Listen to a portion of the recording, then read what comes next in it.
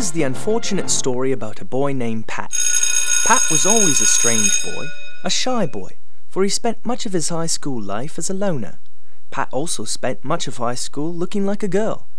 The athletic types at school would be mean to Pat, saying things like, "If you had breasts, you'd be a really hot chick." Pat, of course, took this as a compliment. At least someone found him partly attractive from the collarbone up. Pat graduated frustrated. He had never kissed a boy. While the other kids were well versed in the textures of latex and the taste of another person's saliva, Pat had been suffering a terrible, terrible drought.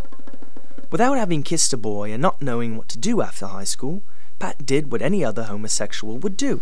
He flew to Europe. The plan was to travel across the continent on a train, and if he was lucky, he would kiss a boy too, for boys were more forward and confident in Europe, and Pat was dreadfully shy. In his first few days abroad, Pat found himself in London, England. At the hostel, a creepy British hostel. While Pat was in the stairwell making his way to his room, Pat was stopped by a man. "Where are you from, my son?" asked the man. "Canada," Pat answered. The man smelt like Polish sausage, cheap tequila and dust. Yes, dust.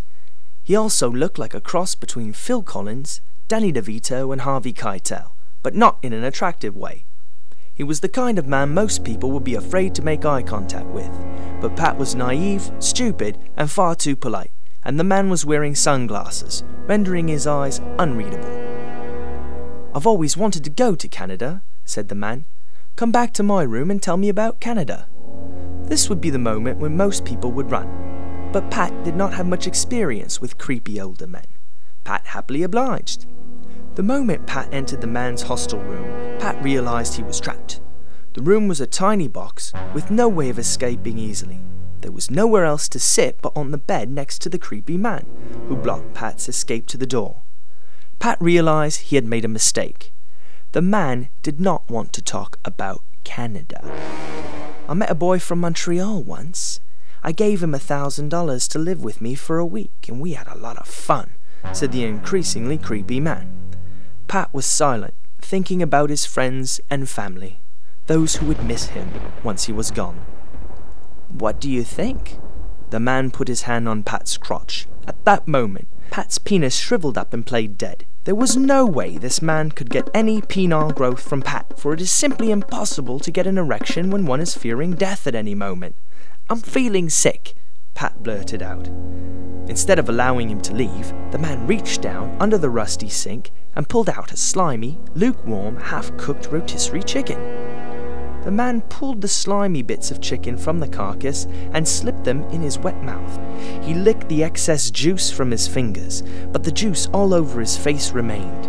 Pat looked to the window and thought of jumping, but since they were on the top floor, this would result in Pat's death, and that would be a bad thing. The man placed his stubby Danny DeVito hand on Pat's crotch again. He leaned in and kissed Pat on the lips. The man's lips tasted like chicken carcass. Images of Jeffrey Dahmer and Danny DeVito's penis danced in Pat's head. "Let me go," asked Pat as assertive as he could possibly sound. The man reached under his bed and pulled out a small wooden box. He took out what was inside the box and gave it to Pat. Pat's eyes focused on the little gold plastic crucifix. Jesus' gold naked body dangled in front of him. "It's Jesus, my son. You cannot leave without Jesus." The man placed the necklace over Pat's head and allowed him to leave. As Pat ran down the hallway, he was unaware that it would be 6 years before he would get to kiss another boy, for Pat was still shy and forever scarred by a creepy man in sunglasses.